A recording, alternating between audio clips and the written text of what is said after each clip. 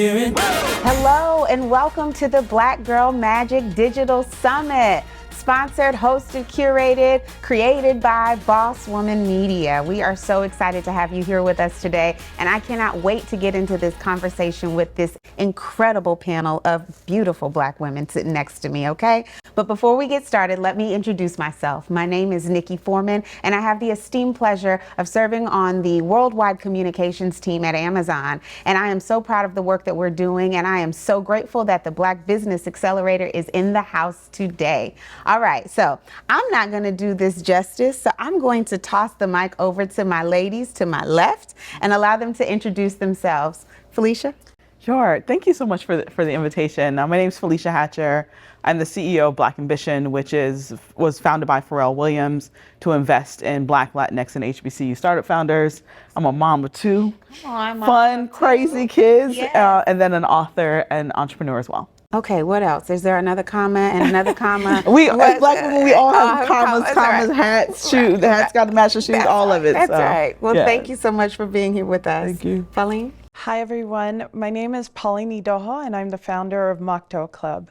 Mocktail Club is a line of ready-to-drink non-alcoholic cocktails inspired by my travel and global flavors. So I came up with the idea when I was pregnant and I wanted something healthy and sophisticated, and that's where Mocktail Club came from. And we use non-GMO ingredients. Hi, I'm Renee Orton. I'm the founder and CEO of Glow by Day, and we are a premium hair care accessory company that focuses on reimagining some of our staples that help you with your healthy hair care regimen that were not traditionally made for textured hair. Our versatility in mind, and my line was created really based out of my laziness of doing my natural hair. Come on. And really working and finding it difficult to find just my everyday staples that I would use to maintain my healthy hair, and reimagining those so that it kind of fits into my versatility and being able to fully embrace my natural hair. That's beautiful.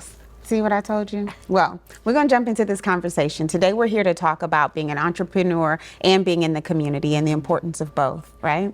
And so as I was doing my research on y'all, because you know I had to do my research, okay?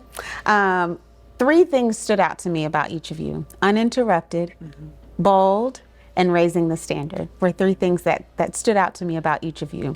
So as you think about your entrepreneurial journey, how have you been able to tie that back to your passion for community as well? And we can just do this as you want. Whoever wants to go first. Well, I'll speak to, I feel like community, my definition of community is where we have common aspects and we are all on a common mission to whatever that might be, to be able to level up together as one.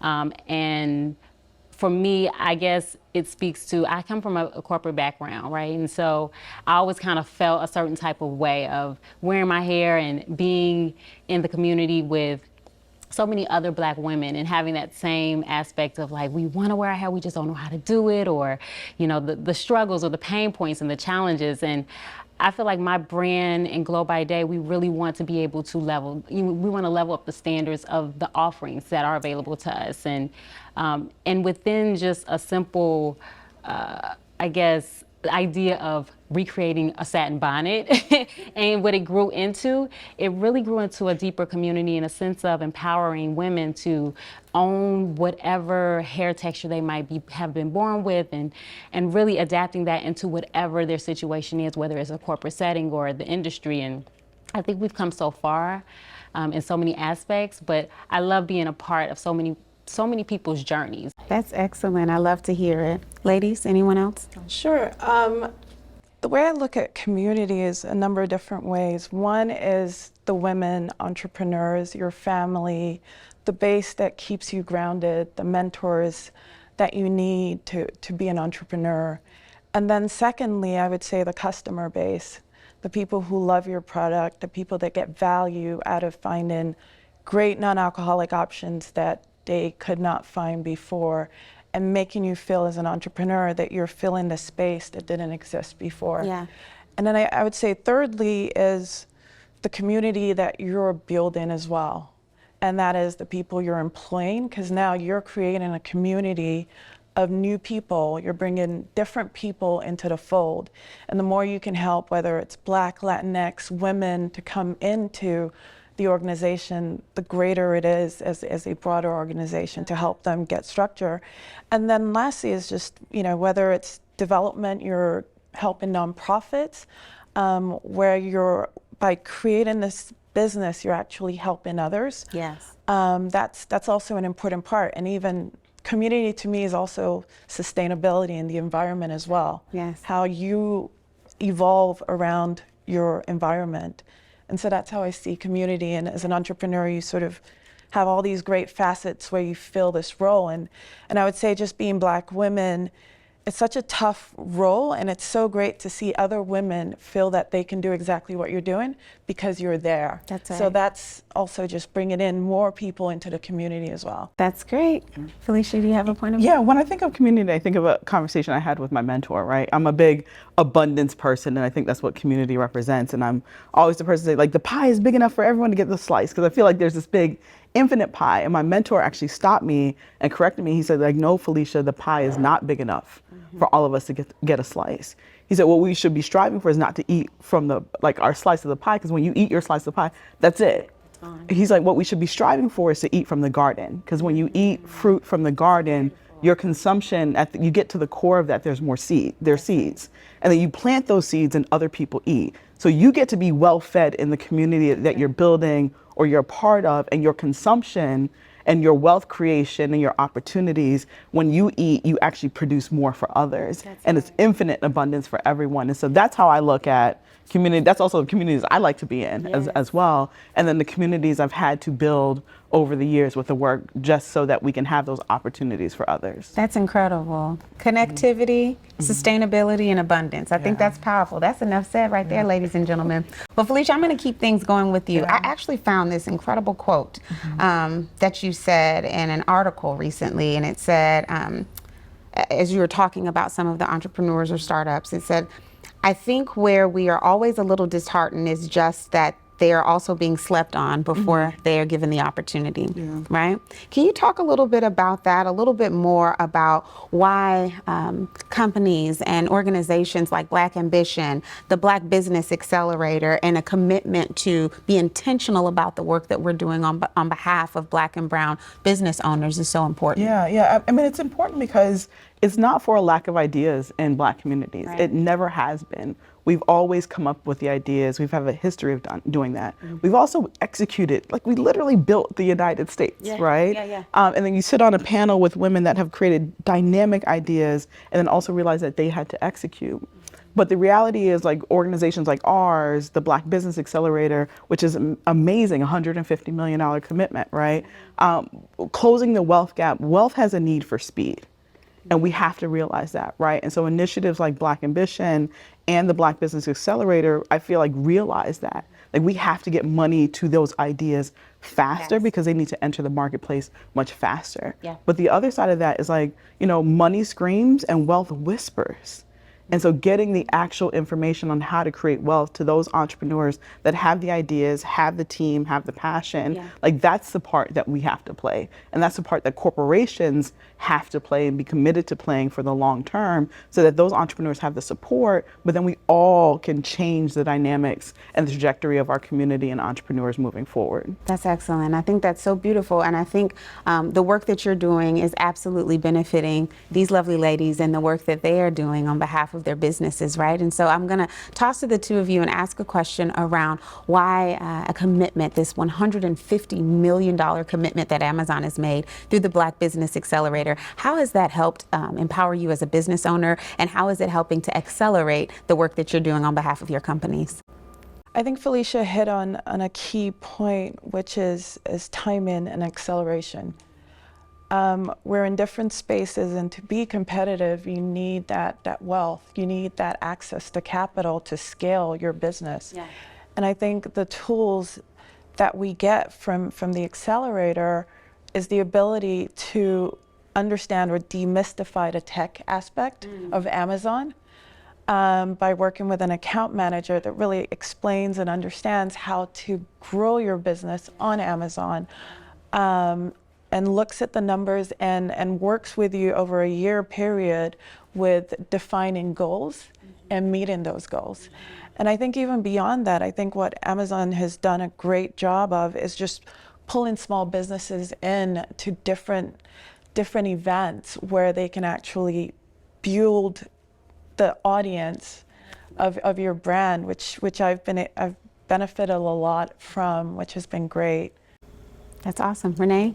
Yeah, so my story is very much, I feel like Amazon is really connected to my story. And now being a part of the Black Business Accelerator, it's really been such a huge benefit to the reach that we can have on this platform. I think back on, you know, the moments in history where wealth is created. So like in the agricultural age, where it's like it was land, and then it was information, then it was technology. And I think right now we're really in like a strategic partnership age where it's about linking with others that might have, you know, in women's cases and Blacks, we need to be able to partner with the historical wealth that you know we were kind of tapped out of for a very long time. And so now I think these partnerships with Amazon and having the ability to connect with Black founders and owners is going to be key to, like you said, the acceleration and really moving us into a better position. But I think it's going to be a win-win for all. It is, and I've seen it with Glow by Day and being partnered with Amazon, is that not only are we able to deepen our reach and you know, get to whom we want to connect with, but also it allows the consumers and the customers in our community to find us with leveraging Amazon and these different resources, including the Black Business Accelerator and the account management support that they offer to us, and the capital and anything and all the different resources that are available to us with this program has been pretty remarkable. That's incredible. Well, we're going to get close to the end of this conversation, but I have a very important question to ask because as I was learning more about all of your journeys, Renee, yours stood out to me because you were very unapologetic about the fact that I'm gonna figure this out. I'm gonna try different things until I find the thing that sticks for me, that gives me purpose. And it is definitely shining through in this conversation today with the passion that you have for the work that you do. And I can see it in your eyes as well. And so I want to ask this final question to everyone, and I'll start with you, Renee. If you could look back on first year startup, Renee, and knew what you knew right now, what advice would you give yourself? What advice would you give an aspiring or up and coming entrepreneur, Black woman entrepreneur? Yeah, I have two quick things Okay, that just kind of pop in my head. Number one, learn how to leverage other resources faster. I felt like I was trying to do it all myself for too long. I mean, I feel like partnering with Amazon was a big part of that. So it alleviated, we were a part of the Fulfillment by Amazon from day one. So that really helped. But outside of that, really learning how to use other people's money, find people that you can trust to lean on and infuse them earlier on than I did would be an amazing, because it's a difference between like a business owner and then an entrepreneur. So being able to leverage those resources earlier on would be number one. And number two is really having more confidence earlier on, believing in myself, nixing the imposter syndrome. Felicia's talked about that before. And it's just, that is such a lie that many of us tell ourselves. And so to get rid of that earlier on would be definitely my advice. Beautiful advice. Thank you. Pauline? I would say lean into yourself. Trust yourself. Trust what you've done, what you've accomplished, who you are. I think people, sometimes when you have a great idea, you're always worried about competition and how do I become different? And I think the best way to be different is to be you. It's your authenticity, it's who you are. And when you bring that, no one else can compete because it is yours. And for me with Mocktail Club, what I did was I leaned into my experience. I'm from Nigeria. I grew up in London. I came to the US for college. And that life of dealing with multiple cultures has been part of my life, figuring out who I am. But what I've done is I've put that all in my drinks. Yeah. And that's who I am. That's my authenticity. It's travel, it's global cultures. And maybe someone else can replicate that, but they won't, because this is my story. It's yours. And it's so great when you tell your own authenticity, it shines and it comes out. And you don't have to worry about competition. That's right. That's right. I love that. I love that. All right, Felicia. Yeah, I would say, Felicia, step into your genius faster. Okay. And get out of your head, Yes. right? And I think we spend so much time up here that we don't spend enough time out there. And then, Tony Robbins always says the quality of your questions determine the quality of your life. Okay. And I would try to ask like bigger, richer, more expensive questions of the people that I was in proximity to. Like those would be the two things that I would tell myself. All right, ladies, you all have shared a lot of knowledge and wisdom about what people need to do to become an entrepreneur, what you're doing to stay motivated, and what you've done to get to where you are. But what we want to know is what's happening next, right? I want to hear from you. What's next for your brand? Share with us what's going on. What's next? Renee, you want to start? Yeah, so I think right now we're really focused on infrastructure. I know that sounds boring, but it really is such a big part of being able to be a true entrepreneur. Like I always look at like entrepreneurship, and what I've been learning on this journey is that it's so different from like operating, owning your own business. Like to really have the type of impact that I like to have with the Glow by Day platform and beyond, I really have to build out an infrastructure. I really need to build teams that can allow me to get there. The people that have the ideas or that can, I guess, help execute the vision that I have for Glow by Day. It really comes down to finding the right support teams, the right executive teams, or whatever that looks like. And so that comes with that comes with other things, which comes with funding and looking at the different resources that I can orchestrate and bring together. So that's a big part of where I feel like my next year or two is looking, is really focused on that. Because you see, you have a vision. I have a vision. You have a vision of where you're going to be, not where you think you might be, but where you're going to be, and I love that. All right, what's up next for Mocktail? Yeah. So we're looking to just continue to build out nationally. And so that's going to be our key, getting team in place to really build it out and launching a few more flavors. Ooh, all right. So that'll be exciting. That's awesome. Thank you. All right. What about you, ma'am? A lot going on with Black Ambition. Okay, next. we want to hear all of it. I would say the biggest thing is like we're hyper focused on getting more money to more Black and Latinx entrepreneurs, right? Yes.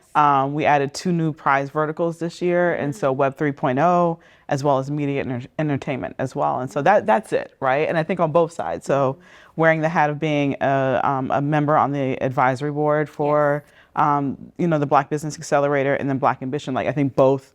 How do we support entrepreneurs at the highest level possible? How do we make sure like their pathway is completely uninterrupted moving forward with anything? And there's a lot that stands in the way, right?